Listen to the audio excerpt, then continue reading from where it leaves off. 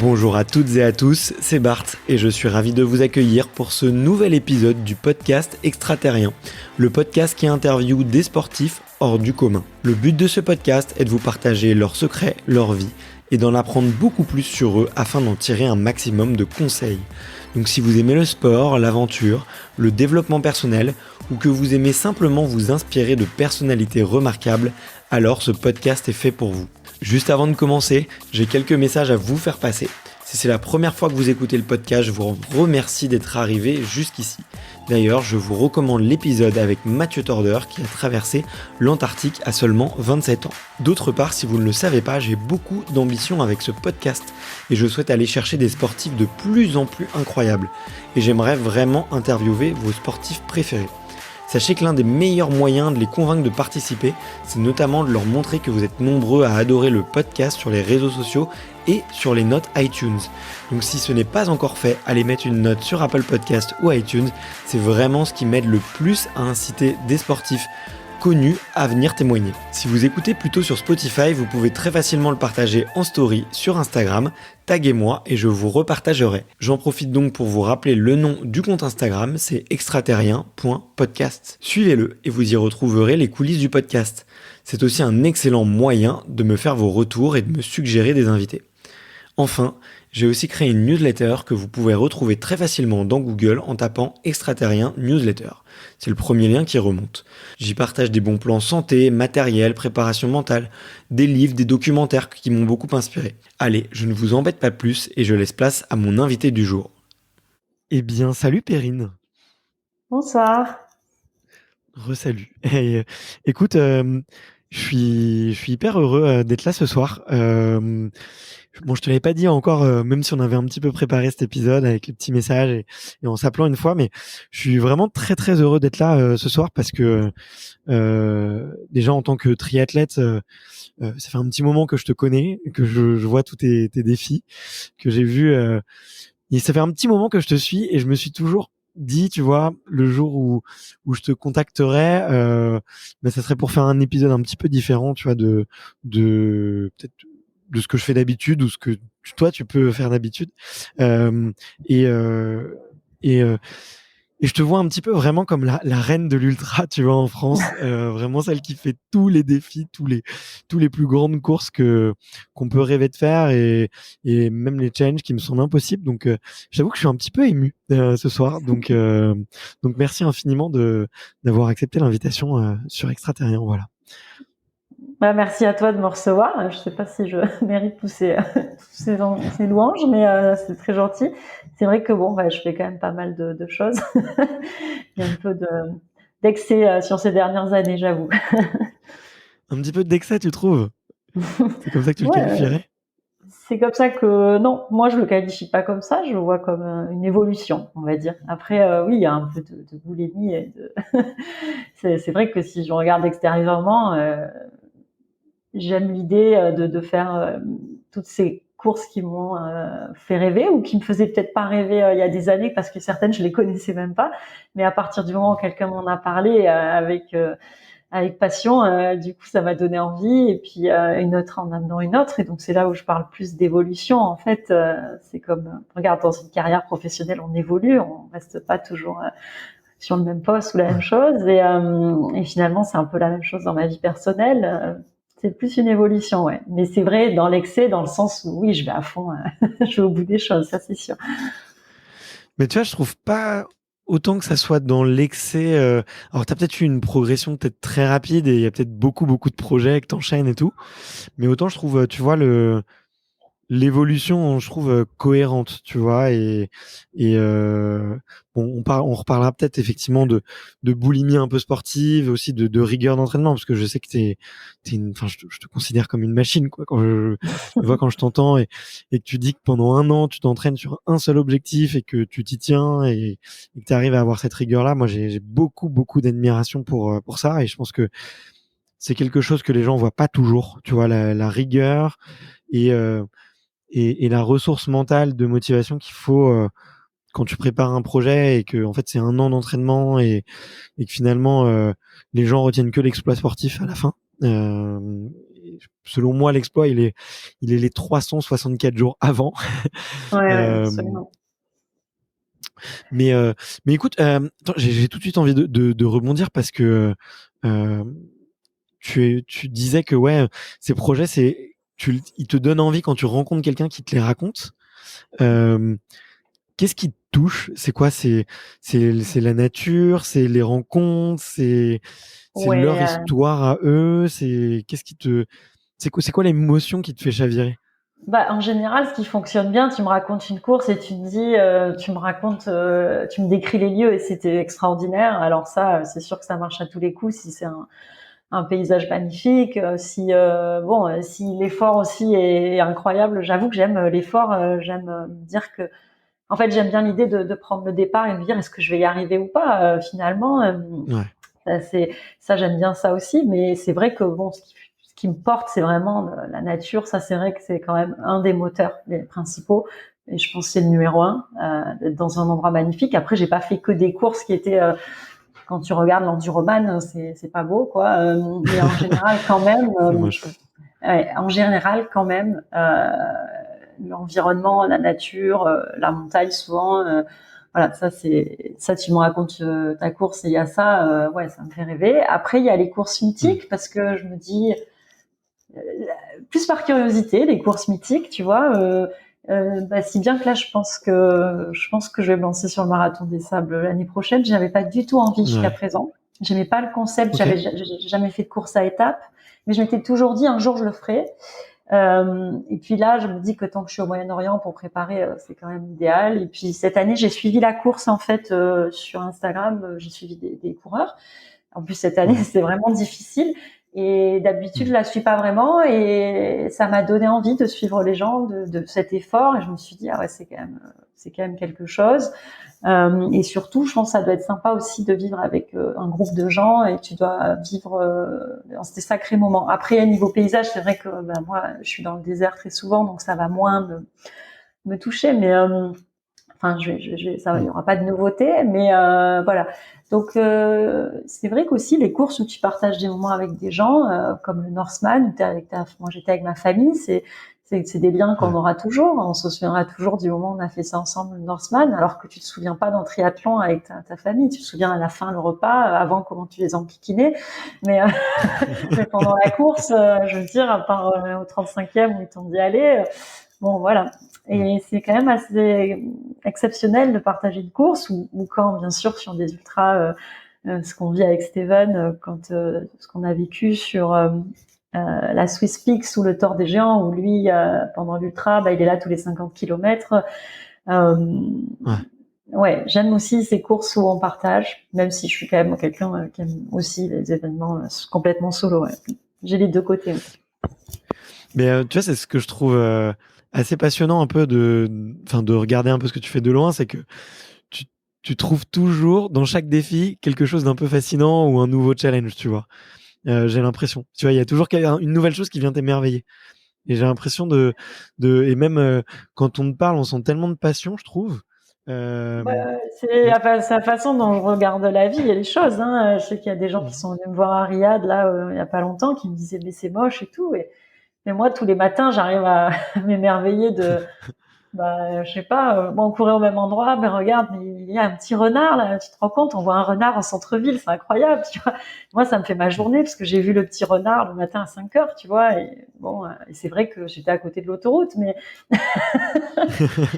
et que c'était pollué, et voilà. Mais moi, j'ai vu le petit renard, quoi. Ça, ça dépend comment tu vois les choses. Ouais, mais c'est toujours ça, ouais. Effectivement, une question de voir le verre à moitié vide ou le verre à moitié plein ou voir effectivement le détail qui émerveille Oui, tout un paysage, quoi. oui. Après, je suis pas quelqu'un de la personne la plus optimiste au monde, hein, mais par contre, j'arrive à voir le monde, à essayer de voir la beauté dans toutes les choses. Ça c'est vrai. Ok. Et tu penses pas que que c'est quelque chose, enfin que c'est un point commun que les gens ont dans l'ultra de manière générale. Tu vois, tu vois, il y a cette capacité effectivement peut-être à être un petit peu connecté à la nature, connecté à l'effort et à trouver aussi des ressources mentales où tu es obligé d'être positif, d'aller chercher des choses belles en fait dans ce que tu fais, alors qu'il y a énormément il y a une partie de souffrance en tout cas. Bon, alors déjà, moi, je suis pas à la tête de la course en général. J'espère que ça viendra un jour, mais enfin sur du très très très très très très long, pas sur pas sur un UTMB, ça arrivera jamais. Mais euh, donc déjà, on a un peu plus le temps. Donc Ouais, c'est vrai qu'en Ironman, j'ai jamais trop pris le temps de regarder le paysage. Je regardais plutôt les autres concurrentes ouais, que je devais battre. Mais c'est vrai que en ultra et puis en ultra, que ce soit à pied ou à vélo, finalement, t'es quand même dans un environnement nature. Même si moi, en ultra à vélo, j'ai plutôt fait que de la route pour l'instant. On fait un peu de gravel ouais, avec Steven, ouais. Euh, mais surtout à pied, t'es vraiment connecté à la nature, t'es en plein dedans, donc c'est sa force, c'est là où il faut aller puiser. Tu vois, moi j'ai un souvenir de demain, il y a la diagonale des fous, après-demain qui te commence. J'ai un ouais, souvenir de ma première nuit à diagonale des fous, je prends une claque parce qu'il faisait -5 et je m'attendais pas du tout à ça. J'avais pris aucun habit. Et il y a quelqu'un qui me dit tiens le coup. Quand tu entendras le colibri, tu seras sauvé. Je dis, mais qu'est-ce qu'il me raconte, quoi? Mais tais-toi, le colibri. Si, tu verras. Et à un moment, j'entends les oiseaux. Et voilà, voilà, ça veut dire que le soleil va se lever et que ça y est, tu vas avoir chaud. Et en fait, les nuits d'après, j'attendais le bruit des oiseaux et le chant du colibri. Cette personne, ça m'est resté, quoi. Et du coup, j'écoute plus. J'aime les sons de la nuit aussi. T'entends les animaux ou t'entends le silence. Ça, c'est agréable d'entendre le silence. Dans le désert, j'aime beaucoup entendre le silence aussi quand il n'y a pas de vent. ouais. Euh, donc c'est vrai que tu as une véritable connexion et c'est là où tu vas puiser ta force à un moment quand vraiment t'es dans physiquement très fatigué. Ouais. Ouais. Et t'as essayé de chercher au fond de toi, ou je sais pas, même d'en parler, pourquoi, euh, qu'est-ce qui te, enfin, qu'est-ce qui te motivait à aller toujours chercher un petit peu plus, tu vois, à aller faire du plus en plus long ou du plus en plus dur entre guillemets. Euh, Je pense que depuis que je suis toute petite, j'ai cherché à faire des choses différentes et d'avoir une vie originale, exceptionnelle, j'en sais rien. C'est quelque chose que j'ai en moi et alors ça y est, pour certaines personnes c'est pas exceptionnel et c'est pas du tout ce qu'ils ont envie de faire, hein, mais c'est vrai que moi ouais, c'est ma conception à moi. Je veux dire, il y a pas de ouais, y a pas de jugement. Ouais. non, je donne pas de leçons et mais c'est mon sens à moi de l'exceptionnel. Il y a souvent des situations où je me dis, enfin même tout le temps, on me dit mais qu'est-ce que enfin voilà, qu'est-ce que la chance d'avoir vécu ça, je disais il y a pas longtemps dans une interview aussi, je disais j'ai vraiment la vie que j'aurais aimé avoir, quoi, parce que alors bien sûr, hein, dans l'ensemble, je veux dire de ce côté, je vis des choses qui sont incroyables que j'aurais jamais cru possible. Il y a des choses que je connaissais même pas il y a quelques années et à chaque fois je découvre et je vis des choses exceptionnelles et ça c'est vraiment une chance. Ouais. Tu t'estimes aujourd'hui quoi, t'as la vie idéale du coup? La vie idéale, bien sûr que c'est compliqué moi je suis expatriée, je vis au Moyen-Orient, alors c'est pas facile d'être loin des siens. Euh, évidemment, comme tout le monde, il y a des journées où j'ai pas envie d'aller au boulot. Euh, mais quand je te dis la vie idéale, c'est que je suis heureuse, j'ai une balance qui me convient, euh, Ouais. qui je pense ne sera pas. Je pense qu'on cherche toujours l'harmonie, qu'on cherche toujours à vivre avec ses contradictions. On a tous des contradictions. Euh, Tout le monde a des contradictions, il faut arriver à vivre avec, les accepter. Moi, j'ai mis du temps à les accepter, euh, notamment quand j'ai ma pratique sportive, comme tu le disais tout à l'heure, elle a débuté il y a pas très longtemps. Il y a des moments où j'assumais pas qui j'étais, j'assumais pas de délaisser un peu mes amis qui sont très importants pour moi, qui sont mon moteur et que je les vois moins maintenant, ça c'est sûr, parce que je suis plus axée sur ma pratique sportive, mais ils font vraiment partie de ma vie. On est toujours énormément en contact et tout ça. Et j'assumais pas trop aussi. Bon, mais tu sais, puis tu t'exposes sur les réseaux sociaux et puis t'as toujours des gens qui te disent non, mais de toute façon, t'as toujours des gens tu fais ça, mais tu vas pas vite. Enfin, tu vois, et tu Hmm. t'assumes pas à ta place. Et maintenant, je pense que j'ai trouvé ma place à ce niveau-là et j'assume complètement qui je suis. Et, et c'est dans ce sens où j'ai l'impression de vivre en harmonie avec moi aujourd'hui. Maintenant, je sais que les choses évoluent dans la vie, que ça se trouve, il y aura quelque chose de différent l'année prochaine. Mais j'espère continuer à trouver l'harmonie. Oui. Ok, ouais. Et non, parce que Même je te si, disais. bien sûr qu'il y a plein de choses que j'aimerais qu'ils soient différentes aujourd'hui, tu vois, mais voilà, la balance, elle est quand même pas mal. Ok. Ouais, j'imagine. Mais en tout cas, tu sais, sur la partie sportive, je te comprends, comme je te disais, tu vois, moi, euh, je me suis un peu frotté à l'ultra et tout. J'ai eu des soucis de santé après, mais le, donc, je le comprends totalement, tu vois, cette soif de défi, de connaître un petit peu plus ses limites, d'aller chercher des nouveaux décors, d'aller chercher des nouvelles sensations, d'aller chercher au plus profond de soi, d'essayer de se prouver peut-être aussi par moment. Alors, je pense pas que ça soit le cas de tout le monde, mais te prouver, de se poser la question, est-ce que je peux y arriver?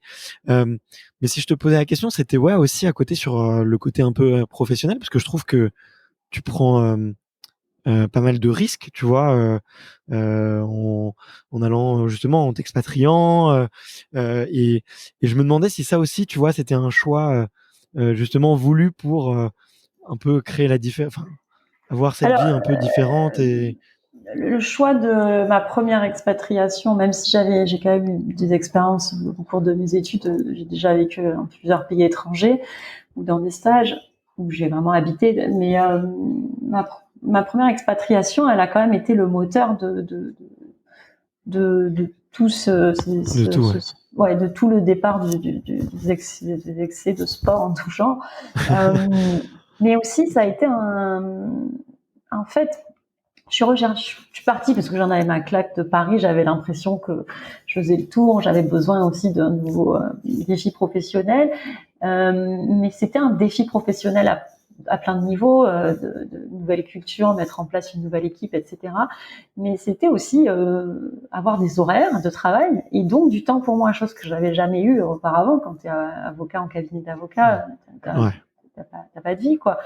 Et là, je savais que bon, même si j'allais travailler, etc., je savais que il y avait une heure où j'arrêtais ma journée et que donc je pouvais avoir un programme, ils m'entraînaient et que j'avais pas ma famille, j'avais pas mes amis et que pour la première fois de ma vie, j'aurais aucune excuse. Enfin, et que si je voulais m'entraîner comme une athlète, même une athlète de haut niveau, même si j'en suis pas une, mais j'avais toujours rêvé de faire ça, eh ben j'avais qu'à m'en donner les moyens, me lever plus tôt, me faire un programme, enlever tout ce qui sert à rien dans ta journée, aller boire un café, aller prendre un déjeuner, tous les trucs qui servent à rien, t'enlèves tout et t'organises tout. Bon, moi, je suis un peu psychorigide, hein, j'aime bien organiser. On va en Et en parler, ouais. fait, bon, bah, quand t'as pas d'enfant, c'est quand même ça aide. Et bah, du coup, voilà, t'as une semaine, bah, très facilement, tu libères énormément de temps pour t'entraîner, si c'est ce dont tu as envie, et tu peux commencer à te fixer des objectifs et tout ça. Et donc, c'est vrai que cette expatriation-là, euh, donc c'est vrai que dans ma vie professionnelle, en parallèle, c'était à la fois des gros défis. C'est difficile d'aller travailler dans un pays où il y a d'autres cultures, où tu travailles avec des gens où on se comprend pas forcément très bien. Mais à côté de ça, c'était quand même beaucoup plus facile d'un point de vue sportif, hein, pour arriver à concilier les deux, parce que j'ai des horaires. Voilà. Mm. Ouais, ok. Non, non, mais je vois tout à fait, je vois tout à fait. Et, ouais, ça t'a jamais trotté dans l'esprit de repasser en France, pas forcément à Paris. Tu disais en avoir un peu ta claque, et je comprends. Ouais, non, Mais j'ai pensé, bah là, j'ai été coincée un an pendant le Covid en France, donc c'est vrai que j'ai réfléchi à, à rentrer en France. ouais, Évidemment, c'était pas Paris, c'était en province. Euh, et puis puis j'ai eu une autre opportunité et je suis repartie. Voilà. Je pense que j'ai encore d'autres envie de m'expatrier, de peut-être d'avoir une autre expérience et peut-être éventuellement en Asie. C'est très intéressant quand même culturellement la vie d'expat. Voilà. Donc ok, on verra. ok, ouais. Non, mais ce qui est, enfin, je trouve assez fascinant dans ton discours, effectivement, euh, j'aurais jamais pensé, tu vois, en quoi l'expatriation pouvait être une opportunité justement pour le sport et pour effectivement être capable de s'entraîner plus. Mais c'est vrai que tu changes de vie, Oh, t'as tout d'un oui, seul coup un il y a d'un seul coup ouais, un espèce de vide à combler et tu pars à l'aventure, il y a tout à construire et c'est vrai que tu peux construire un peu ta vie et oui, ton comme entraînement un peu sur mesure quoi. tu repars de zéro. Donc moi, je suis partie, mais même les gens qui ont des familles, hein, les familles expats. En plus, les gens qui ont des familles, souvent, selon les pays, t'as des nounous et tout, chose que t'as pas forcément en France. Donc, tu dégages plus de temps. Les horaires de travail, la France, c'est un des pays au monde où t'as le plus de présentiel. Donc, euh, en général, quand t'es expatrié, t'as quand même plus de temps devant toi. Donc, ouais. Ouais. Et donc, comme tu repars de zéro et t'as pas ta famille à côté, tes machins, tu vas pas manger le dimanche chez tes parents, bah du coup, tu te réorganises comme tu veux. Et Mmh. moi, quand je suis partie avec un vélo parce qu'on avait discuté avec des copains avant le départ de faire un triathlon. Et je suis partie avec un vélo et 2 valises. Et je me suis dit, bah dans 6 mois, je fais un Ironman. Et voilà, donc c'était le but, quoi. Mais non, c'est pas donné à tout le monde, mais c'est un sacré challenge, effectivement, 6 mois pour faire un Ironman, même si t'as un petit peu de foncier. Mais peut-être pendant qu'on est sur cette partie un peu expatriation, là aujourd'hui t'es en Arabie Saoudite, à Riyad. Moi, c'est un pays que j'ai survolé, je te disais, en avion et que j'ai trouvé absolument magnifique. Et pour en avoir vu quelques photos d'un ami qui est allé, j'ai trouvé les paysages splendides, ouais, quand on aime la montagne, quand on aime la rocaille, quand on aime un peu le désert, quoi. Eh ben, je, mais d'un autre côté, j'ai quand même l'impression que c'est des conditions assez extrêmes, tu vois, peut-être pour une femme et notamment pour une athlète. Euh, Tu me disais là à l'instant que s'il y avait des projets sur lesquels c'était un petit peu compliqué.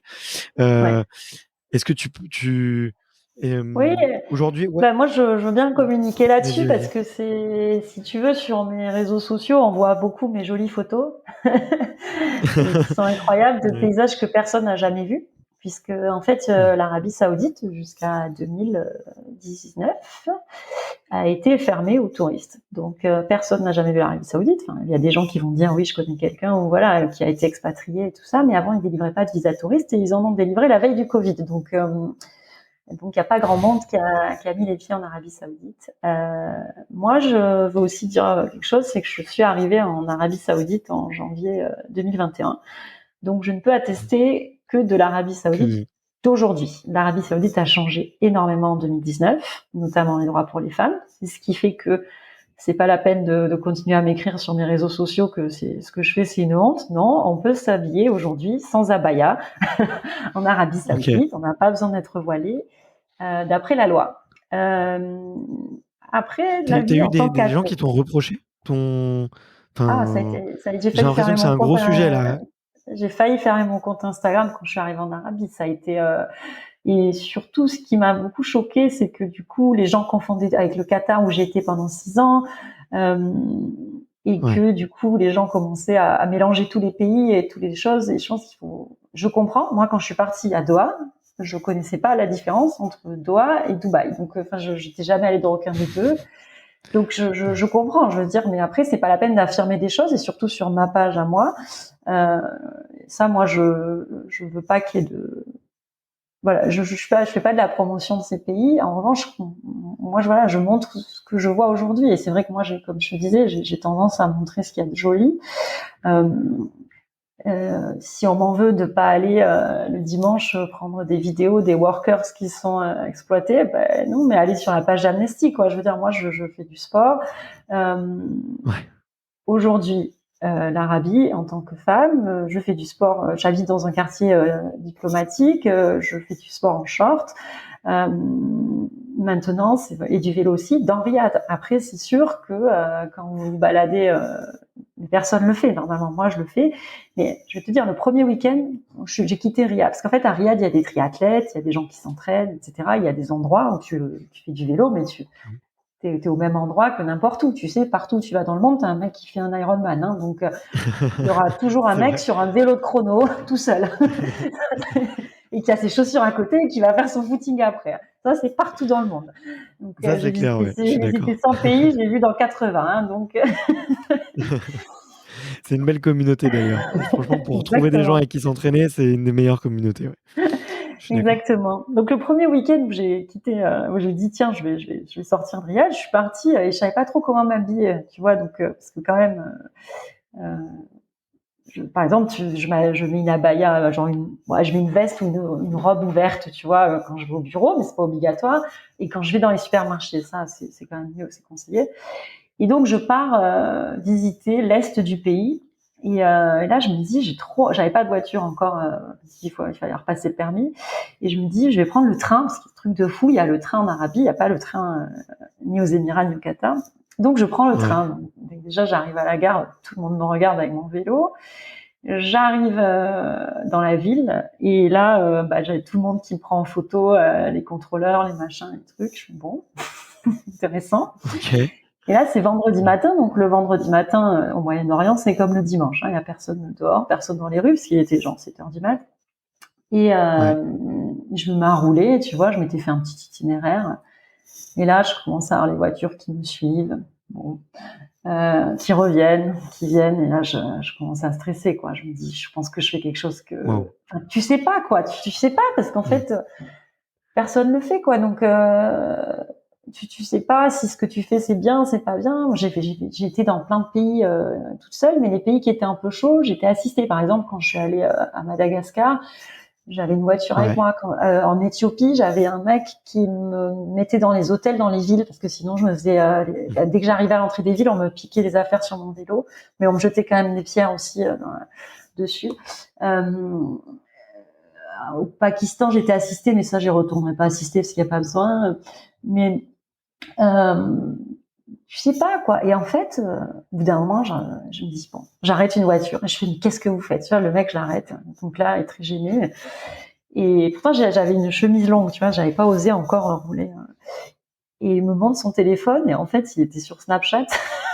Il faisait des Snapchats. Et en fait, du coup, tous les gens avaient Snapchat. Ben, ils venaient, ils me cherchaient, et ils venaient faire d'autres Snapchats. Donc en fait, à la fin du week-end, j'avais toute la région qui me cherchait. Et c'était pendant le Ramadan. Il m'a mené à boire, à manger, chose que ça, au Qatar, tu vois, tu manges pas et tu bois pas pendant le Ouais. Ramadan, mais eux, il m'a amené à boire, à manger. J'ai la police qui est venue, qui me dit, faut que tu viennes voir le lac. Je fais, non, c'est dans des dunes. Je savais que c'était dans des dunes et je voulais vraiment voir le lac. Non, non, c'est dans des Ouais. dunes et j'avais mon VTT, mais j'ai pas des gros pneus. Ils me mettent le vélo dans la voiture, ils m'amènent voir le lac et tout. Mais vraiment, ils sont d'une gentillesse, quoi. Ouais. C'était incroyable, quoi. Et le soir, j'ai été invitée. Alors après, le soir, j'ai vu des vrais cyclistes qui sortaient, parce qu'avant la rupture du jeûne, ils font un peu d'exercice en général. Donc, j'ai Ouais. rencontré des cyclistes. Je suis allée faire l'iftar chez eux, etc. Et donc, voilà, c'était super sympa. Euh, donc, du coup, je me suis Ouais, dit, tu découvres un pays oui, et eux de découvrent aussi l'intérieur, quoi. et eux découvrent des touristes et ils sont Mm. contents de voir des touristes, ils sont très curieux. Bon, le problème c'est qu'il y a une vraie barrière de la langue qu'il n'y a pas aux Émirats et au Qatar parce qu'ils parlent vraiment Ouais. pas très bien anglais. Euh, il y a Ouais. aussi beaucoup de bédouins, voilà, tu vois, enfin surtout quand tu vas dans des endroits reculés, tu n'as que des bédouins, donc là enfin, t'as des années lumière et je vis des choses. Pourtant j'ai voyagé, hein, mais en fait, tu es dans un endroit qui n'a pas encore été effleuré par le tourisme. Et, enfin, il y a deux, Ouais. trois endroits sur lesquels ils sont en train de capitaliser et de préparer qui sont prêts maintenant à accueillir les touristes. Donc là, il n'y a aucun souci, tu vois. Mais ailleurs, ils hallucinent, quoi. Ils hallucinent Mm. et en même temps, ils sont très gentils et je vis des choses qui sont incroyables. Et je crois qu'en fait, je me rends compte que pourtant, j'avais l'impression d'être allée dans des coins reculés. Pourtant, j'avais vraiment l'impression d'avoir vécu des choses. Mais en fait, je pense que j'avais jamais autant à ce point eu des rapports avec des gens qui avaient vraiment jamais vu un touriste, quoi. Ouais. Et ça, c'est assez incroyable.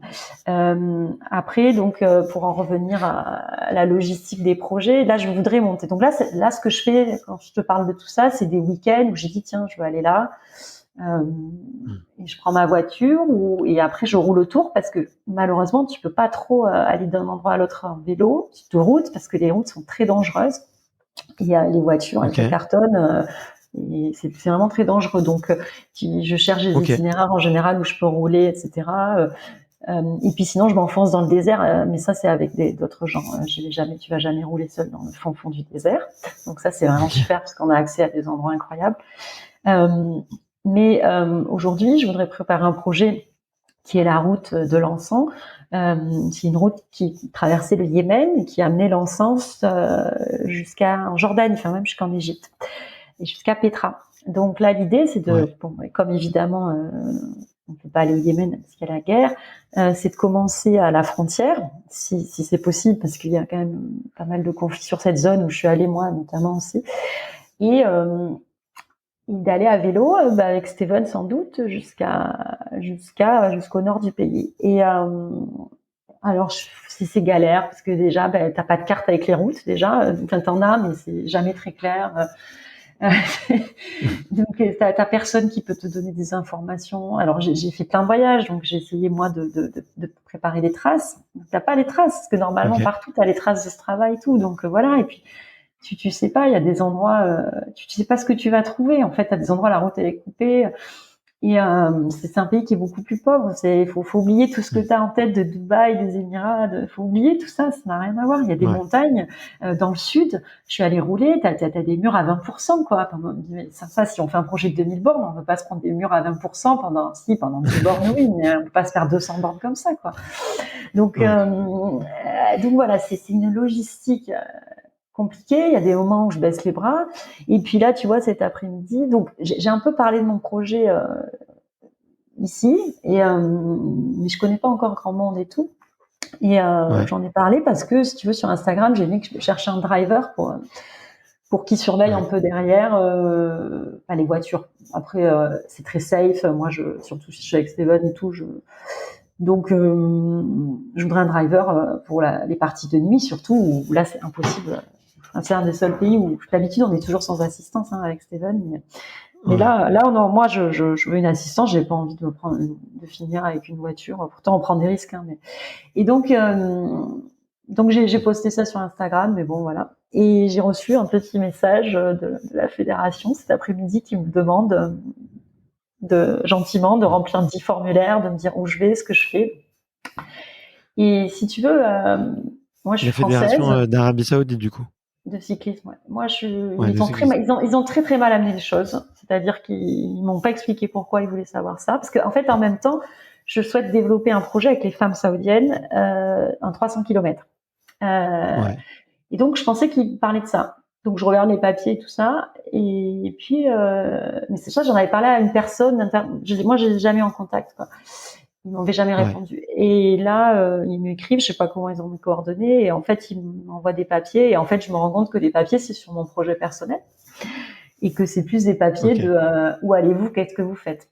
Et alors, nous, on le voit comme ça, eux, ils te disent que c'est pour ta safety, mais bon, nous, on est français, on sait pas ce que c'est que de dire où on va, avant le Covid, en tout cas.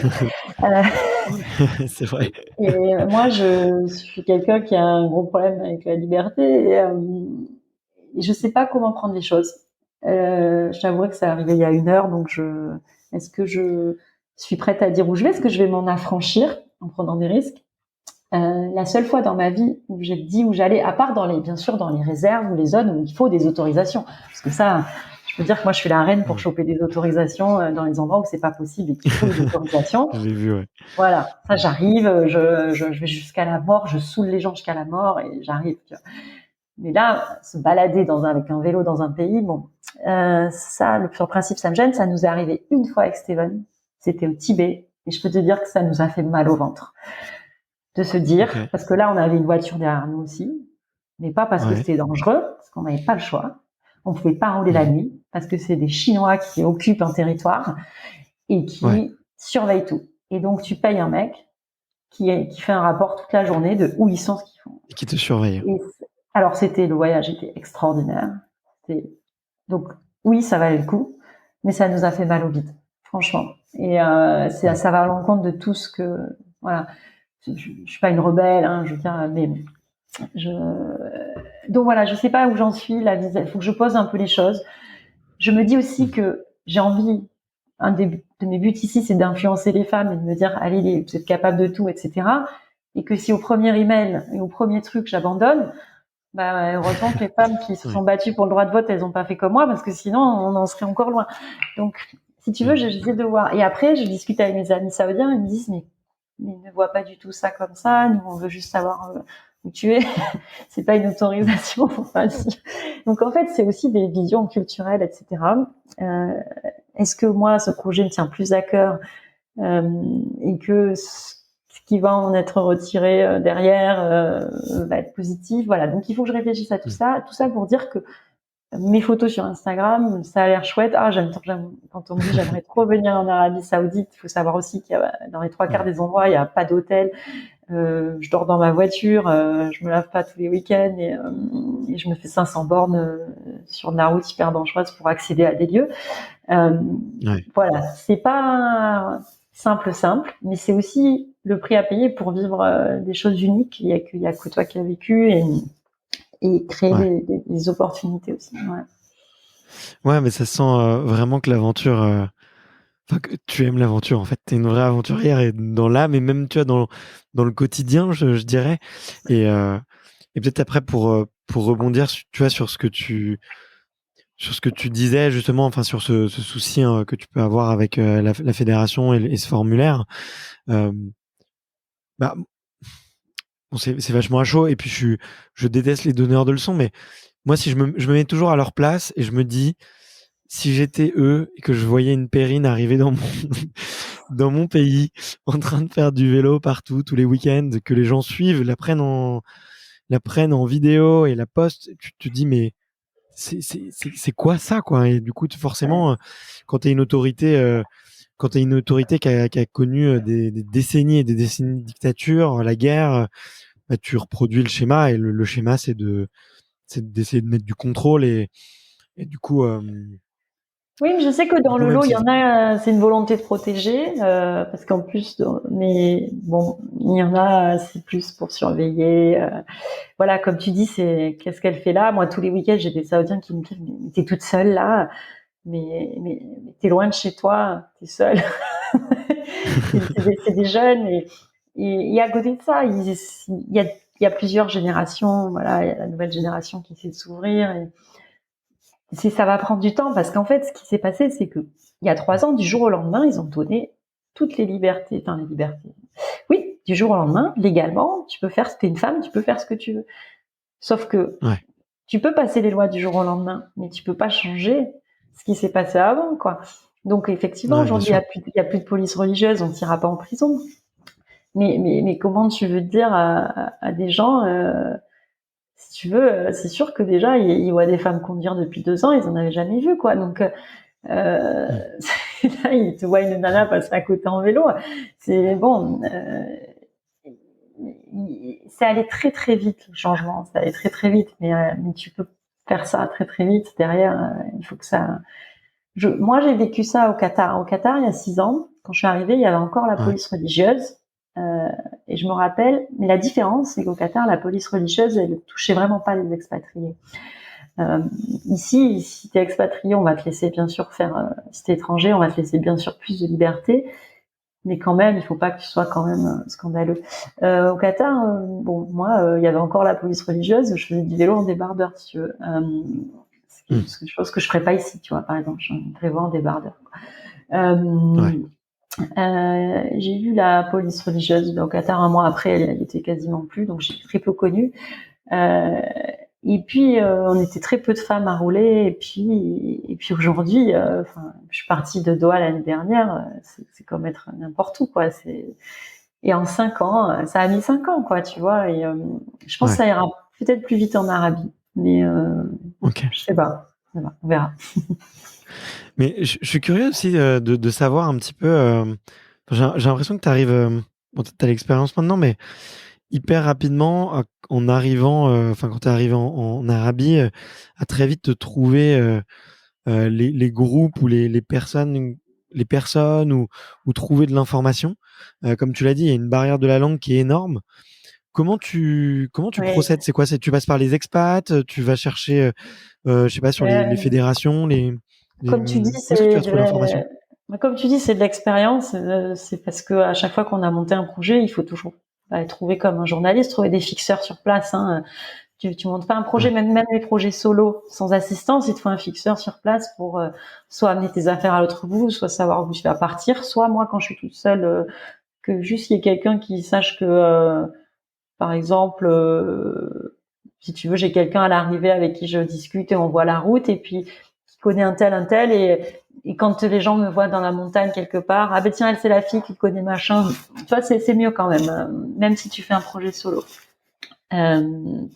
Donc, comment je trouve les fixeurs ça dépend. Souvent, je contacte plein de gens. Parfois, je contacte des trucs de tourisme et après, on arrive en discutant. Mais souvent, ils comprennent pas ton projet. Tu contactes une boîte de tourisme et tu dis bonjour, j'ai pas besoin de vous parce que je veux tout faire tout seul. Donc, c'est difficile. Tu vois, par exemple, une fois, il m'est arrivé un truc de fou en Arménie. C'était en Arménie. En fait, en gros, je voulais faire un truc toute seule. Mais en gros, je voulais juste qu'ils me disent où aller. Et en Arménie, l'hiver, et j'avais juste besoin de m'entraîner dans un endroit froid. Donc en gros, je leur expliquais je voulais leur demander où c'est que je pouvais tirer ma poulka parce que je m'entraînais pour une course en Arctique et j'étais au Qatar et je voulais savoir sur un week-end, donc juste sur 2 jours, où c'est que je pouvais aller pour tirer ma poulka et dormir dehors dans la neige. Tu vois, donc là, comment tu veux trouver quelqu'un mais par contre, j'ai pas besoin de vous, je vais pas vous payer ou un petit peu quoi. Donc voilà. Et puis en fait après tu commences à discuter avec les gens et puis il te passe une personne puis un autre et là, bam, je comprends. J'ai un mec qui me dit mais moi juste tu me payes le taxi, je t'amène quelque part. Et et puis bon, tu fais quoi? De dingue, non? Ouais, ça dépend. Et donc j'arrive en Arménie et là le mec il me dit c'est un super pays, hein, c'est incroyable. Et le mec, il me dit, attends, on attend l'avion d'après. On attend l'avion d'après. Et là, il y a des mecs qui descendent de l'avion, des athlètes avec l'équipe d'Arménie, quoi. Je me dis, mais qui c'est eux? Ah, nous, on revient des Jeux Olympiques de la jeunesse à Lausanne. On va chez mes parents. Ah, bon, et moi, je vais chez vos parents aussi? Ouais. Ah, bon. Et là, dans la bagnole, je sais pas, la bagnole, elle roulait même pas. On se retrouve dans une tempête de neige et tout. Bon, bref, un truc de fou. Je me dis, on va jamais arriver là-bas. On arrive à la montagne. Là, tu peux la sortir ta poulka. Et ouais. Et là, non, j'avais juste pris mes raquettes parce que justement, je partais que sur un week-end. Bon, j'avais quand même mes raquettes. Et là, on arrive chez la famille de l'équipe d'Arménie de ski de fond. Et c'est une famille de génération en génération. Donc j'arrive chez eux et viens dormir là et eux ils m'ont donné plein de conseils pour s'entraîner machin. Tiens, tu peux dormir dehors là si tu veux. Attention aux ours. Après ils m'ont filé des chemins de trail.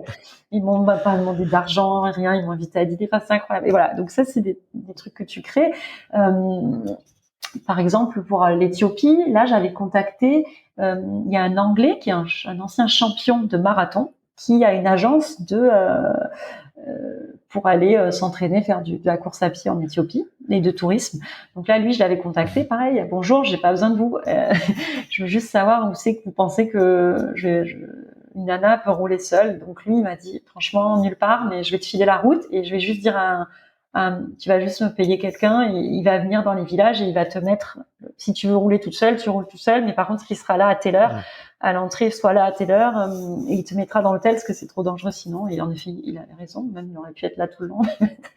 Voilà, donc c'est comme ça que je trouve des fixeurs. Et après, tu sens les gens, tu as des contacts sur Instagram. Quand je vais en Iran rouler avec des femmes, parce que je veux rouler avec des femmes en Iran, ça c'est par Instagram, parce que c'est des communautés un peu plus secrètes. Et parfois, comme tu dis, en Ouganda, en Ouganda, fédération, c'était génial. J'ai roulé avec plein de cyclistes locaux, Rwanda aussi. Donc ça c'est fédération. Ou des bike shops aussi, des magasins de vélo. Parfois ils t'aident aussi. Donc ça c'est pas mal. Faut sentir un peu les choses, les gens T'as développé une intuition pour aller trouver les bonnes personnes ou l'information au bon endroit au bon moment. Tu sais, parfois je me plante et parfois ils sont complètement à côté, quoi. Parce que forcément, là, tu vois, je cherche un driver pour faire mon projet, mais oui, moi je suis driver. Mais non, en fait, on t'explique qu'il faut que tu nous suives pendant 20 heures par jour, dormir au bord de la route. Ah vous, mais pourquoi? Mais vous pouvez pas rouler 20 heures. Si, on peut, je t'assure. Mais non, c'est pas possible. Et moi, je roule combien de temps? Tu vois, quand on a fait le Kilimandjaro avec Steven, on voulait faire, on a réussi d'ailleurs, mais on leur dit, voilà, on monte le Kilimandjaro. Par contre, le dernier jour, on redescend tout en bas et on monte tout en haut. Donc, on fait l'acclimatation. Et par contre, on descend tout en bas et on fait du bas. Une fois qu'on a acclimaté, on descend et on remonte. d'un coup, et on fait la course, Steven en vélo et moi à pied. Donc là, si tu veux, les mecs, ils disent, oui, mais moi, je suis champion, machin. Tu parles, moi, le mien, au bout de 10 minutes, il était dans la voiture, parce qu'en fait, là, en plus, il fallait commencer de nuit pour arriver au sommet. Ouais, Le matin, bien sûr. donc de nuit, t'as les animaux, donc t'es obligé d'avoir les rangers qui surveillent, t'as pas le droit normalement dans le parc de nuit qu'il n'y ait pas les animaux qui t'attaquent. Donc du coup, on avait les rangers derrière juste jusqu'à ce que le soleil se lève. Mais nos deux guides, ils étaient pliés en deux au bout de 15 minutes, donc du coup dans la voiture. Et après, comme on connaissait la route, hein, c'est pas compliqué, mais bon, et en fait les gens, voilà, c'est difficile. Et je pense que les gens qui font des records, ils doivent payer une logistique de malade. Euh, enfin, Ouais, genre Kylian Jornet qui fait un record sur le Kili, il doit avoir, ça doit coûter une fortune, quoi, parce que, bah, surtout dans les endroits où c'est payant, quoi. Voilà. Donc ouais, ouais, bien sûr. c'est pas facile, ça se travaille, ça s'apprend avec l'expérience aussi. Mais si tu refais des choses que quelqu'un a fait déjà, ben ça aide. Moi aussi, ça me j'ai Ouais, pas ça honte c'est de clair. contacter quelqu'un qui a déjà fait quelque chose. Hein. Mais quand tu Qui te commences file à tous faire les des choses, contacts ou... oui, voilà, même si toi après tu peux faire à ta sauce, mais quand après, bon, bah, de plus en plus, on fait des choses quand même que soit qui n'ont pas été trop faites ou on le fait différemment. Et puis souvent, nous, on a vraiment un petit budget, quoi. Donc, ouais, puis moi, souvent, en plus, voilà, comme moi, je paye tout, je me fais jamais financer et tout. J'essaie d'être le plus ric-rac possible, quoi. Et en fait, bah, c'est pas facile, quoi. Mais non, mais c'est tout l'envers du décor, ouais. C'est sûr que c'est plus facile Mais d'aller à ta course, de payer que quand on te dit 500 euros pour un ultra, c'est cher. Ouais, enfin, il y a quand même quelqu'un qui est venu ouais, 3 fois faire la trace. T'inquiète pas, si t'arrive un truc, t'as un tracker, t'appuies sur un bouton. Nous, quand on est au milieu du lac Baïkal, on appuie sur un bouton, il y a personne qui va nous chercher. Hein. On meurt au milieu. Donc, il faut quand même ouais, avoir réfléchi avant à ce qu'on fait. Donc bien sûr, ouais. ça la diff. Je dis pas que c'est pas difficile les courses et que c'est pas dangereux, hein, mais je dis que c'est ça la différence. Et c'est aussi pour ça que je fais des courses, parce que Hmm. tu te dis, attends là je vais vivre un truc de fou et en plus j'aurais rien bossé avant. Mais tu vois, c'est ça que je trouve hyper intéressant, je trouve, dans ton profil, et c'est aussi, je l'ai compris un peu en t'écoutant, c'est quand tu fais des courses, t'as 90% de ton esprit qui est concentré vraiment sur l'entraînement et 10% un peu sur la stratégie, la logistique, l'organisation, parce que finalement c'est assez simple. Et Oui. quand tu commences à faire de l'aventure, le ratio s'inverse totalement. Tu penses Ouais. plus trop à l'entraînement, tu vas beaucoup plus penser à la logistique, aux conditions, aux risques que tu prends et tout. Et Mhm. je trouve que c'est super intéressant en tout cas à suivre et t'écouter et peut-être ouais par curiosité, je me rends pas compte, mais comme toi t'es en permanence en train de créer des nouveaux projets. Et que tu t'entraînes aussi énormément, j'ai l'impression. Alors je sais pas à quoi ressemblent tes semaines en ce moment, mais j'ai toujours l'impression que tu t'entraînes beaucoup. Mais combien de temps, je sais pas, tu vas passer sur ton ordinateur à préparer ton prochain défi, tu vois, sur une semaine. Est-ce que tu arrives à quantifier un peu le temps que ça te prend Non, parce que c'est pas ou pareil toutes les semaines, mais ouais, ça dépend des projets. Mais ouais, je passe beaucoup de temps quand même. Hein. Ouais, ouais, ouais. ouais, Puis il y a des projets qui sont en suspens depuis un moment, donc j'ai déjà réussi à créer des contacts et puis je les relance. Donc du coup, j'ai déjà, il y a 6 mois, j'avais déjà bossé beaucoup dessus. Là, par exemple, sur la route de l'encens, c'est un projet sur lequel j'avais déjà réfléchi depuis avant d'arriver en Arabie. Parce que hmm, c'est ça aussi, c'est sympa parce qu'en fait aussi tu t'intéresses à l'histoire de la route. Moi, j'ai envie de raconter l'histoire. Il y a quand même 3 civilisations qui sont passées sur cette route, les Nabatéens, les Romains, et, l'islam c'est bien plus tard derrière la civilisation musulmane. Donc c'est là tu bosses un peu sur l'histoire, donc tu ouvres tes bouquins et après tu essaies de trouver la bonne route. Donc ça s'est fait en plusieurs années sur celui-là. Après, c'est pas sportivement le projet peut-être le plus difficile, mais en tout cas, ouais, c'est peut-être le plus difficile. Enfin, c'est difficile à monter quand même, quoi. Même pour un petit projet, quoi. Après, il y a des ouais, gros projets comme genre Steven qui va préparer des gros projets en Antarctique et tout ça. Moi, j'en suis pas encore là, mais ce qui est difficile à monter, c'est tous les projets à montagne parce que faut des guides, faut des autorisations et tout. Et puis il faut être accompagné, donc c'est un peu plus difficile, quoi. Le lac Baïkal on l'a monté en une semaine, tu vois. Et d'ailleurs, on C'est aurait vrai? dû passer peut-être plus de temps parce que Non, vous avez eu quelques pépins, il me semble, mais ouais, mais ça c'était parce qu'on n'a pas eu de cul avec la météo, mais c'est vrai qu'on l'a monté en une semaine. Moi, je dis allez, on y va. ah ouais, Le ok. Kilimanjaro, bon, bah, ça tu me diras, c'est facile, littéralement, j'ai dit à Steven lundi, allez, mercredi, t'es dans l'avion. Et voilà, donc il y a des trucs qui vont plus vite, quoi. Ok. Mais comment tu peux faire ça en une semaine? C'est quoi? Tu trouves quelqu'un qui a fait plus ou moins la trace, tu définis toi ta Il y trace a, et il y a pas de comment tu es trace, passé? il y a pas de trace vraiment. Ah oui, donc Donc c'est bien le pas besoin sujet. de préparer. C'est bien le sujet. Non, mais ce qui est compliqué, c'est, en fait, si tu veux, tu vois, c'est là aussi, hein, tu vois, il y a aventure et aventure. Enfin, nous, on était tout seuls. Hein. On avait quand même juste Steven avait un contact qui savait qu'on Ok, était sur le lac, parce que nous, on pouvait pas payer une agence.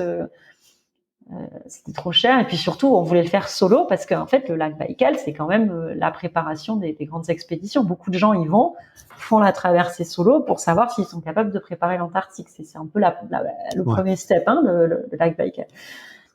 Mais après, comme il y en a dont c'est la première fois qu'ils font une grosse expédition solo comme ça, ben en fait ils ont quand même quelqu'un qui leur dit un ice captain. Parce qu'en fait, tu as des endroits où tu marches, et puis là, tu as un gros amas de glace comme ça, et tu peux plus avancer. Donc, il faut que tu fasses un détour de kilomètres et tout ça. Et en fait, eux, ils ont des ice captains. Je pense qu'ils sont vraiment en solitaire, mais ils ont quand même un camion qui est pas très loin et qui leur dit plus ou moins où passer. Mais si tu veux, le lac, tu as plein d'endroits où c'est l'autoroute, même si c'est dans la glace. ouais, Mais au milieu du lac, t'as rien, t'es tout seul. Tu dors dans ta tente et ta tente elle craque et t'as des loups et toi c'est la première fois que t'es tout seul. Nous, littéralement c'était la première fois qu'on était sur à moins 40, vraiment tout seul de tout le monde et que personne savait où on était. Euh, et ben je pense que c'est pas la même si tu sais que t'as un ice captain à 1 kilomètre derrière, même si tu fais tout seul et tu te démerdes à tout. Et en pleine ouais. nuit ça nous est arrivé de croiser une voiture qui nous dit oh est-ce que machin truc elle est là. Mais qui ça? Bah oui, c'est la nana c'est la première française qui le fait en solitaire ou je sais pas quoi. Ah ouais, t'as raison, elle est trop en solitaire quoi. Enfin, c'est pas du tout pareil. Mais en même temps, voilà, elle était la personne était en autonomie totale, etc. Mais euh, voilà, il y a une logistique quand même. Tu vois, après c'est tout un sujet. C'est vrai que nous, ça nous arrive aussi d'avoir parfois Steven, parfois il a un movie maker. Tu te dis bon, mais Ouais, si le movie maker il est pas loin, mais ça souvent rajoute le une movie contrainte. maker il vient qu'un jour ou deux, tu vois. Ouais, Enfin, tu vois, c'est pas en général une vraie assistance. Donc tu vois, il y a un peu tout ça. Et donc pour la logistique du lac, pour en revenir à la logistique du lac Baïkal, pour nous la plus grosse logistique c'était quelqu'un qui nous amène au départ tout en haut du lac. Donc ça c'était assez mhm, compliqué déjà. Et puis surtout on était très pris par le temps parce que moi j'avais qu'une semaine de vacances. Puis bon après il y a le Covid et tout, et l'équipement, réunir l'équipement, ça c'est clairement, clairement, on n'a pas été. Je pense que Steven était trop chargé, il avait un vélo trop lourd. Euh, donc voilà, tu ok, vois, euh, mais bon, après on n'a pas eu de chance avec la météo. Et donc il y avait juste une personne qui savait à peu près où on était. Et en gros, on savait que si on était vraiment dans la merde, on pourrait peut-être, si le téléphone marchait, appeler cette personne qui, si on arrivait à rejoindre un autre endroit, pourrait nous ramener. Mais bon, voilà, c'était pas simple, mais voilà, ça, il vaut mieux quand même toujours avoir un backup, quoi. Ça, c'est, je pense, que tous les aventuriers, quoi. T'as un moment, un endroit où tu peux avoir une extraction, mais c'est pas l'endroit où t'es. Et on a attendu et puis finalement, on a quand même pu finir, mais on a avancé en voiture pendant un cinquième du parcours, donc on n'a pas réussi, quoi. Enfin, en tout cas, ouais. nous, on n'a pas Non, mais caché qu'on avait avancé en voiture pendant un cinquième du parcours. non, mais c'est dingue la simplicité avec laquelle tu t'en parles et j'ai l'impression que c'est tellement naturel, tu vois, Ben oui et non, ça donne parce que presque un sentiment de simplicité et que n'importe qui peut se non, lancer. ben, c'est pas simple parce que je peux dire qu'il y a des trucs, tu t'arrives, j'y connais rien, quoi. Et Mm. ben t'apprends et surtout tu fais des conneries et donc c'est grâce à ça que tu réussis, quoi, parce que c'est toutes les conneries que tu fais et que tu fais pas la fois d'après. Mais il y a des conneries, le problème, c'est que voilà, c'est qu'en aventure, les conneries, il y en a qui peuvent coûter ta vie, quoi. Donc, faut pas non plus partir, salut. Non, non, on bosse quand même. Quand je te dis une semaine, on bosse vraiment, quoi. On étudie en général, en matériel, on est bon. Là, au Baïkal, on était trop lourd, mais on est bon, on a toujours ce qu'il faut en vêtements. Moi, j'ai quand même beaucoup d'expérience en haute montagne, j'ai fait beaucoup d'alpinisme et tout. Donc, le froid, c'est quelque chose que je sais gérer, à part mes doigts. Mais après, voilà, les aléas de l'aventure, la tempête qui t'arrache ta tente, les trucs. Là, on a eu un problème avec un gaz qui a fui. Ouais, mais ça c'est pareil, quoi. On le refera plus d'acheter un. Ouais, on a eu un problème dans la tente. J'ai cru que j'allais perdre Steven, quoi. Mais ouais, c'est des erreurs que t'apprends sur le tas. Mais bon, voilà, il faut quand même, quand t'es en aventure solo, faut faire gaffe, quoi, parce que. C'est clair, c'est clair. Et tu penses pas que, enfin moi, quand je vous vois justement, et vu que tu mentionnes Steven, enfin j'ai l'impression que vous vous tirez tellement vers le haut. Tu vois, l'un l'autre, que vous faites découvrir peut-être des nouvelles choses. Peut-être que toi, au début, tu faisais beaucoup plus de courses et qui t'a amené un peu vers l'aventure. Enfin, dis-moi si je dis des bêtises, hein, parce que c'est juste moi mon ressenti de l'extérieur et je suis pas avec vous, mais tu vois, j'ai l'impression que tous les deux vous vous tirez tellement vers le haut et que, en fait, c'est tellement, je pense, quand tu fais quelque chose d'aussi extrême, peut-être que le extrême est pas ou excessif, comme tu le disais tout à l'heure, de trouver quelqu'un qui fait la même chose. Ben, ça te conforte dans ta normalité et dans ton excès entre guillemets et finalement bah t'en fais encore plus et ça te permet de tu vois d'aller encore plus loin, tu vois, je veux dire on est la Ça, moyenne des gens qui nous entourent. oui, oui, non, mais ça c'est évident. En plus, on se complète sur pas mal de choses. C'est vrai que moi, j'avais quand même déjà, j'ai plus l'expérience pour préparer les choses. J'ai beaucoup voyagé avant, donc du coup, si tu veux, les différentes cultures, les différentes trucs où tu justement trouver un fixeur où tu vas te faire, tu sens pas la personne et tout. Moi, j'ai beaucoup bougé, donc j'arrive bien à le gérer. J'ai plus l'habitude. J'avais moins d'expérience sur, par exemple au Népal, moi, j'avais moins d'expérience. J'ai découvert la haute altitude à vélo grâce à lui. Donc ça c'est quelque chose d'assez extraordinaire à vélo. Donc oui, on se complète, on se tire vers le haut et puis c'est vrai qu'il y a des choses que je pense que je ferais pas forcément toute seule. Ouais, et de faire avec lui, c'est quand même. En plus c'est quand même mieux de partager, quoi. Ça c'est sûr. Même si j'aime bien faire des défis solo aussi, mais ouais. Ok. Et, de ton côté, tu vois, j'ai l'impression que tu vois au niveau course, enfin tu rêves de toutes les faire un petit peu. Mais est-ce qu'il y a je sais pas, il y a un défi ou un challenge là qui te fait rêver plus que les autres, tu vois, si demain on te disait allez, c'est fini Perrine, il reste qu'une seule aventure. Ah, c'est dur ça. Ouais, je te pose une question dure, je te pose une question Une dure. que j'ai pas fait, généralement je refais pas des courses, remarque, mais une que j'ai pas fait, oh bah non, non, il y en a aucune que je me dis tiens, faut que je la fasse, non. C'est Non, vrai? mais celle l'année prochaine, tu vois, on va faire peut-être le marathon des sables. Bon, si je peux vivre sans. On va faire la PTL avec Steven normalement, c'est un peu secret, mais bon voilà, j'espère. Et peut-être je vais enchaîner sur le Tour des Glaciers si c'est possible de faire 700 km en 15 jours, je sais pas. Ouais. Non, c'est des courses qui me font rêver, mais je peux vivre sans. Donc non, j'ai pas en tête un truc. Euh, je pense Et que à l'inverse, tu vois, si je reviendrai à la montagne, à l'alpinisme. Donc oui, j'ai envie de faire 8000 au Pakistan. Ouais. Mais la montagne, j'ai eu aussi, il n'y a pas très longtemps, pris dans une avalanche. Du coup, j'avoue que bon, mais oui, justement au Pakistan, et donc je pense que justement il faut que j'y retourne pour ça. Et c'est vrai que euh, l'Everest, ouais, ça donne envie et tout, mais moi j'ai plus d'attache et de passion pour le Pakistan, donc du coup j'ai envie que mon premier 8000 soit au Pakistan. Ouais. Ok. Bah écoute, je retiens ça, mais et c'est hyper intéressant. Et Il y avait aussi une question que je voulais te poser. Peut-être j'aurais dû te la poser un peu plus tôt, mais tu vis des aventures de vie, je trouve, qui sortent tellement de la zone de confort, on va dire, d'un urbain ou d'un occidental moyen, tu vois, qui a sa petite vie tranquille.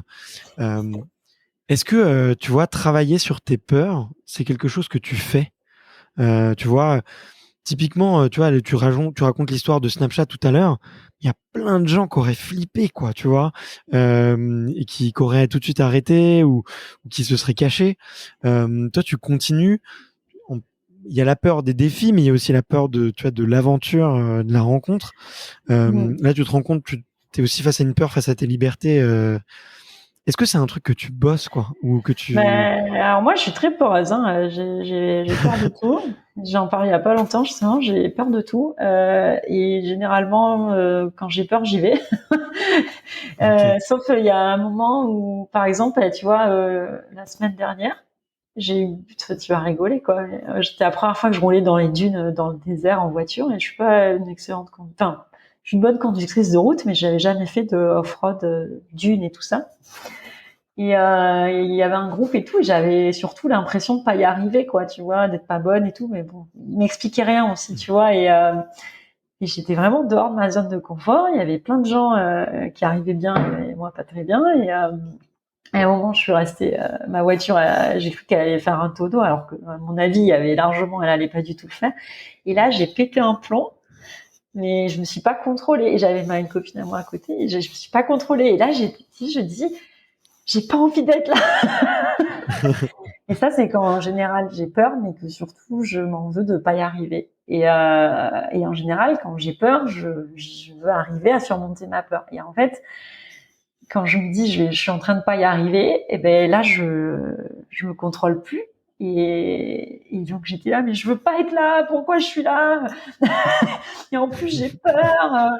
Et puis je vais te tuer dans la voiture. Mais tu sais, vraiment n'importe quoi, tu vois. Elle m'a dit, c'était quand la dernière fois que tu as eu peur comme ça? Et c'était à Taïwan sur une course ultra. Ouais. Où en fait j'ai fait une chute. Il y avait un petit passage pas très long de 20 bornes dans la jungle et de gravel. Et c'était là. Et moi, ça a avéré que je l'ai passé la nuit et j'étais très fatiguée parce que j'avais fait beaucoup de courses et tout. Je suis tombée et je suis phobique des serpents. Donc il y avait des serpents littéralement qui tombaient des arbres et tout. Et je suis tombée, je me suis ouvert le genou et je suis sortie de là et tout. Et je suis arrivée et je dis je veux pas être là, et je suis fatiguée. Et en fait ça c'est parce que j'avais peur de pas réussir à finir la course. Et en fait je me rends compte. Et en fait oui c'est intéressant parce que j'analyse mes peurs.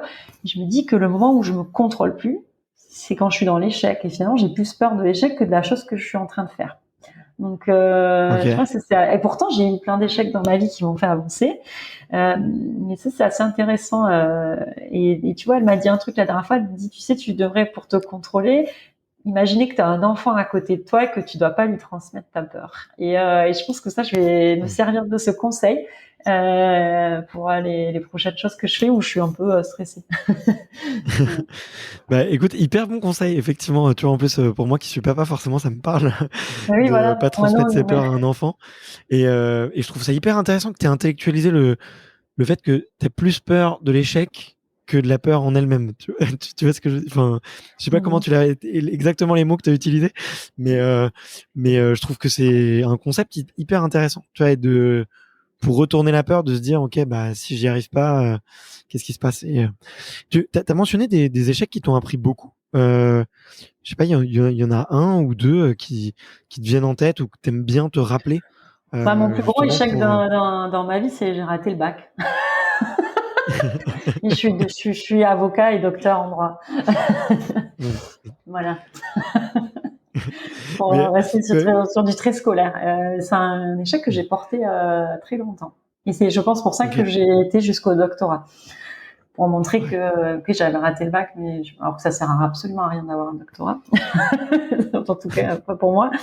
Ça va peut-être perdre du Ouais. temps, mais On t'appelle Docteur euh, Perrine aujourd'hui? Alors Toi, t'as appelé jamais, docteur en fait. jamais parce que quand tu es avocat en général on n'aime pas trop les docteurs. En revanche depuis que je suis au Moyen-Orient, à Doha, je me rendais compte que tout le monde appelait les docteurs docteurs. Et du coup en arrivant ici, maintenant je me fais appeler docteur au bureau et du coup c'est trop marrant parce que la dernière fois je suis partie avec une agence de tourisme d'Arabie qui m'a amené, qui me voulait montrer un coin pour j'allais m'entraîner pour traverser la Manche. Bon bref. Et le pilote du bateau qui parlait pas du tout anglais, il est arrivé, bonjour docteur Perrine, tout ça. J'étais mort de rire, c'était un pêcheur quoi dans un petit village, il m'appelait docteur. C'est rigolo. Là ici ils sont très titres quoi, donc voilà, c'est la première fois de Ouais. ma vie qu'on m'appelle docteur. Ok, d'accord. Bon, bah écoute, pour la petite Et anecdote, non, on sait. notre échec sportif, c'est l'enduroman évidemment, la première fois où j'ai Très fait bien. l'enduroman où j'ai échoué. Qui a été pas là du coup pour régler le problème, je l'ai refait un mois après. Voilà.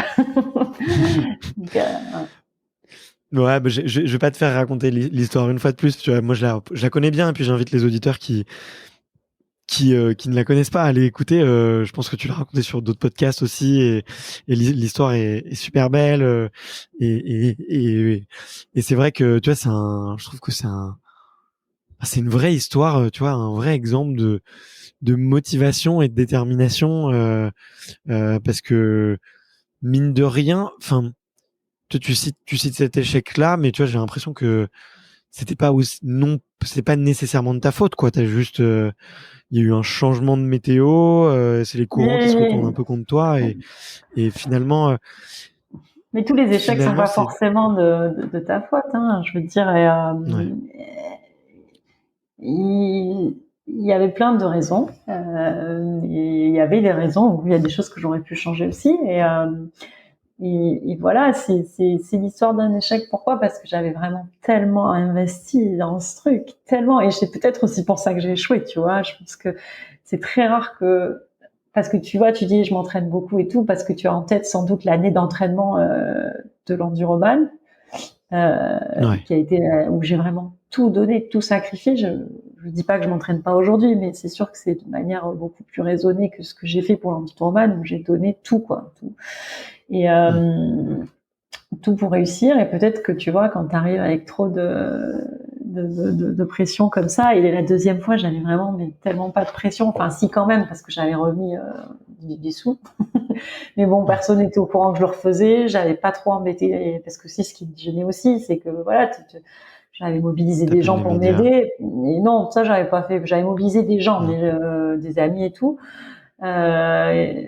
Et me dire voilà putain je les ai fait venir parce que tu dois attendre à Londres que la Manche s'ouvre et que tu puisses traverser tout ça. Donc ouais mon coach s'est vraiment investi pour moi, donc j'avais surtout déçu des gens, enfin pas déçu, je pense que les gens ils étaient déçus pour moi et moi j'étais déçue pour les gens. Donc, c'est un peu bête. ok.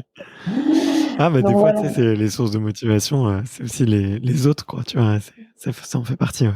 Ouais, mais bon, moi, tu sais, au final, mes amis et mes parents, ils s'en foutent, quoi. Ils sont contents si je suis contente. Après, que j'ai réussi ou pas.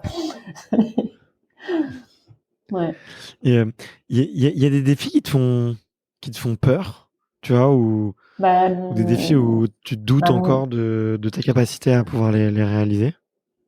non, je pense qu'en travaillant et en préparant, tu peux quand même faire pas mal de choses. Après, bah, je te dis, la montagne me fait flipper parfois. Enfin, me fait flipper.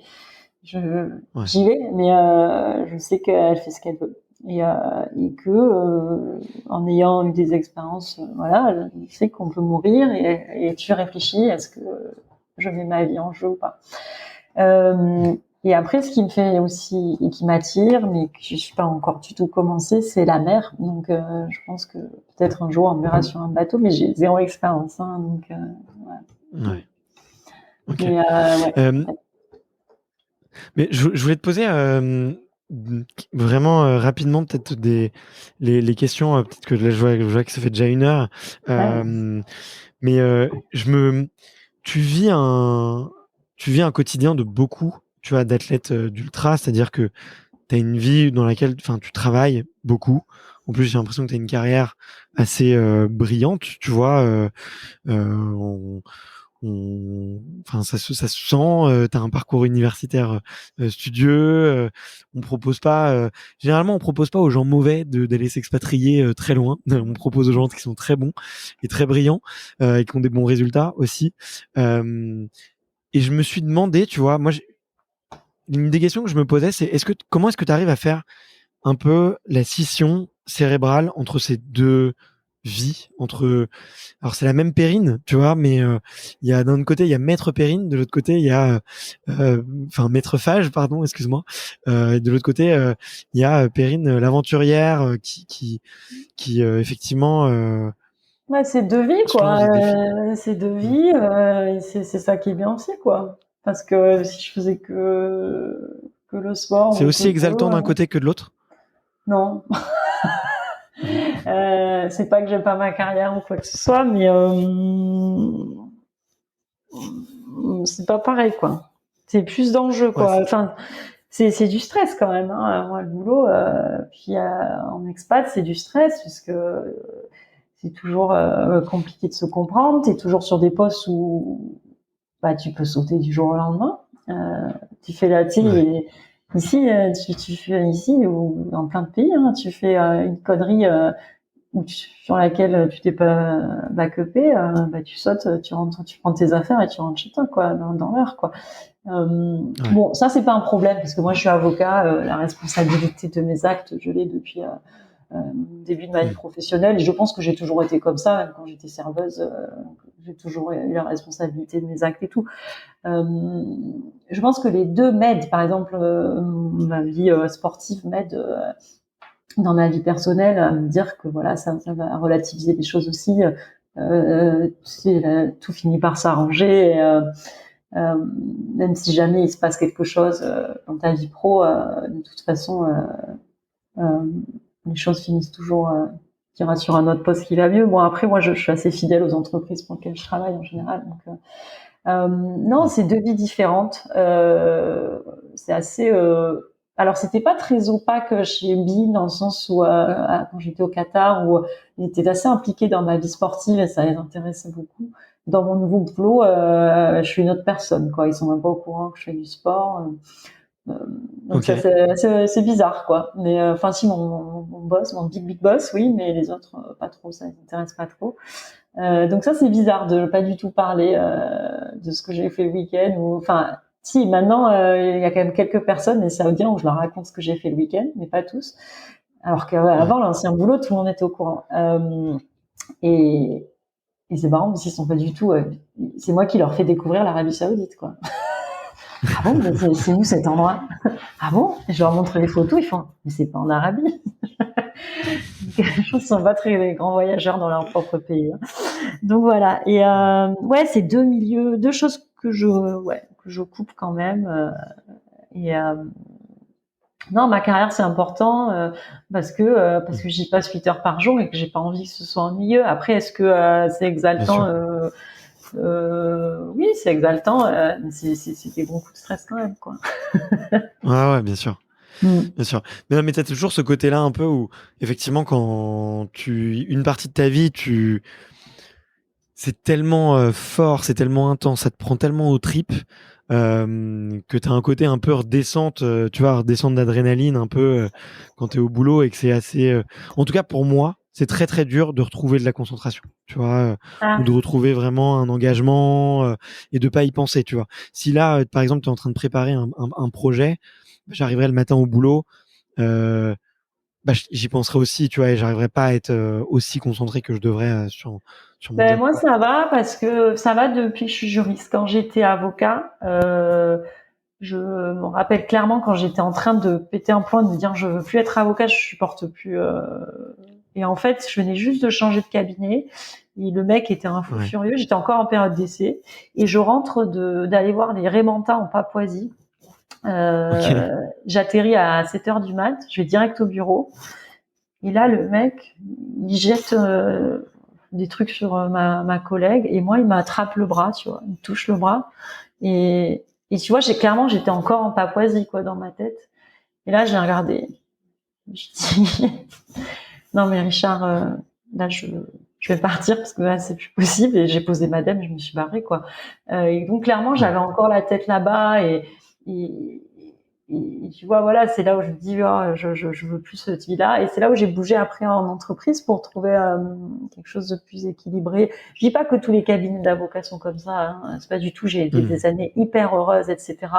Mais je crois qu'aussi je voyais plus d'évolution dans mon boulot. Je me voyais pas être associée. J'avais pas les ambitions. Et je me voyais pas être collaboratrice à 40 ans, me faire traiter mal. Donc du coup, partir en entreprise et surtout dans une entreprise du sport, c'était vraiment quelque chose d'une suite logique et c'était une très bonne chose pour moi. Ouais. Ok. Bon bah écoute, merci de m'avoir partagé tout ça. Et puis je pense c'est bien aussi d'en parler parce que tu vois, mine de rien, les athlètes qui s'entraînent énormément, on vit tous la même chose et parfois on a l'impression que c'est un peu un sujet tabou, tu vois, du métier qu'on a à côté parce que tu vois, on s'amuse tellement dans le sport, on s'amuse tellement dans les projets, dans les aventures que on oublie enfin, tu sais, on surtout n'ose pas parler du. dans le trail où la plupart même des athlètes pros sont tous, ils ont tous un boulot, quoi. C'est pas le cas forcément des triathlètes, mais Bien sûr. ouais, dans le trail, ils ont tous un boulot, quoi, à côté, hein. Ouais, mais bien sûr. Même les pros, Bien quoi. sûr. Ouais. Ouais, on peut pas en vivre à 100% et c'est même enfin de toute façon c'est un vrai métier, je pense, pour les athlètes qui sur des sports qui ne sont pas olympiques de trouver un peu leur chemin parce qu'il n'y a pas forcément le contexte, enfin les structures, les infrastructures, les mécanismes qui permettent voilà de facilement accéder au financement du sport, et il faut vraiment se débrouiller tout seul, et c'est un vrai job d'entrepreneur, de commercial, que d'aller chercher des sponsors, que d'aller faire tout ça. Donc et ok, écoute, j'ai quelques mini questions pour la fin. Tu peux y répondre hyper rapidement et après je te libère. Mais en tout cas, faut m'arrêter aussi, hein. Moi, je suis très gourmand. Je passe un super moment. Donc, si tu me dis Bart, on se calme.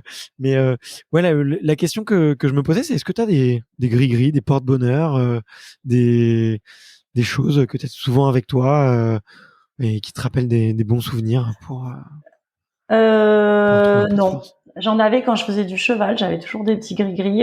J'avais toujours les mêmes affaires, en fait. Je mettais toujours un truc porte-bonheur, quoi. J'en ai pas maintenant. Aujourd'hui. Avant, j'avais un rituel, c'est d'aller me faire les ongles avant une course. Ok. Plus maintenant. J'ai pas le temps. Ça marche. Non, merci d'avoir partagé ça en tout cas. Il y a un livre, un film que tu as lu, vu récemment et que tu partages aux gens autour de toi. Non, alors moi je regarde pas trop de films, j'ai pas trop le temps. Les bouquins en général que je lis, c'est des bouquins soit de montagne avec des récits, soit de Tesson en général. Vas-y. Donc, La Panthère des Neiges, c'est pas récent, quoi. Mais ouais, et puis c'est sûr qu'en plus quand on est allé au Baïkal, c'était quand même cool d'avoir lu avant. Donc ouais, ça c'est bien. Ok, donc La Panthère des Neiges. Ok, bah écoute, je ne connaissais pas du tout. Non, mais tous les bouquins de Tesson, hein, de toute façon, tous ces bouquins, c'est que des bouquins d'aventure, c'est très très bien écrit, donc C'est vrai. ouais, c'est facile à lire. C'est une belle référence. Trop chouette, merci beaucoup. Si quelqu'un, tu vois, vient te voir et te dit, je sais pas, qui te dit, bah écoute, Perrine, j'adore ce que tu fais. Moi aussi, dans 6 ans, j'aimerais faire le Tour des Géants ou traverser le lac Baïkal. Qu'elle part un peu de zéro, cette personne-là. Qu'est-ce que tu lui recommanderais? De bosser, de bosser. Après, je vais lui dire aussi de passer des étapes, mais moi, j'en ai brûlé beaucoup, donc c'est un mauvais exemple. Mais en général, quand tu les brûles, tu vois, en ultra notamment, quand tu brûles des étapes, tu fais des expériences que tu aurais pu découvrir en passant des étapes avant. Donc t'es pas obligé. C'est mieux de passer les étapes quand même, mais t'es pas obligé. Mais il faut bosser dans tous les cas, ça c'est sûr. Et c'est pas un truc qui t'a agacé d'ailleurs, que j'ai l'impression qu'il y a enfin, tu vois, effectivement, ouais, t'as brûlé des étapes. J'ai l'impression qu'on te l'a dit aussi, ou qu'on te l'a reproché, et que c'est quelque chose qui a renforcé un petit peu ta volonté d'aller encore plus vite dans les étapes ou dans le fait de les brûler. Non, je me trompe. Non, on m'a pas dit ça, mais il y a plein de gens qui te disent oui, tu peux pas faire ça si t'as pas fait ça avant, tu vas te blesser, tu vas gna gna gna. Et ouais, bah du coup, ça donne envie d'aller au bout. C'est sûr que bon, voilà. Mais bon. Ouais. Ok. Eh ben, écoute, trop chouette. La toute dernière question que je pose, c'est un petit peu comme un passage de flambeau. C'est plutôt un passage de micro. C'est de savoir quelles seraient les personnes que tu me recommandes, tu vois, d'aller interviewer justement pour parler un peu performance, organisation, aventure, double vie, tous les sujets qu'on a pu un peu aborder. Qui est-ce que je sais pas Ah bah non, de bah qui tiens, tu j'ai aimerais bien pas. raconter l'histoire? Bah alors moi, je connais pas trop je fréquente pas énormément de monde qui font dans mon milieu et tout, mais bon, j'aime beaucoup les vies de trailers professionnels. Donc oui, pourquoi pas. T'as eu déjà des trailers? Oui, t'en as déjà eu un paquet. Ouais, bien sûr. Mais j'ai eu Benoît Ah Gérondel, ouais. oui, j'en ai beaucoup. Là, je dois bien. J'ai eu Sylvain Cusso aussi. Euh, j'ai peut-être d'autres noms là qui arrivent, mais oui, j'en ai eu beaucoup, ouais, bien sûr. Ben moi, j'aime bien Cathy et Germain Granger. J'aime bien ce qu'ils font. J'aime bien les suivre parce Ok. qu'ils sont rigolos et qu'ils font beaucoup de montagnes. Ils vivent dans un endroit très beau et ils sont très inspirants. Et c'est des sacrés athlètes. Et ouais. Et surtout, ça peut être sympa de les avoir les deux en même temps, par exemple, en interview. Tu peux Bah leur faire écoute, un interview en anglais. bah écoute, ouais, je vais leur proposer. Tiens, c'est une bonne idée. Mm. C'est une super bonne idée. Ouais. Euh, Merci infiniment, Perrine. Franchement, j'ai passé un super moment. J'étais content de pouvoir aussi euh,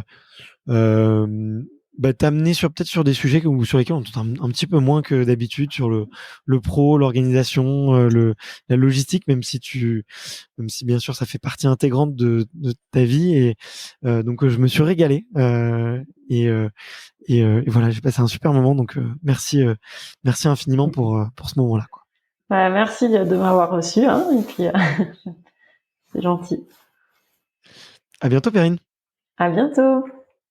Merci d'avoir écouté cet épisode jusqu'au bout. Si vous êtes encore là, c'est sûrement que l'épisode vous a plu, donc n'hésitez pas à le faire savoir autour de vous et à vous abonner pour ne louper aucun épisode.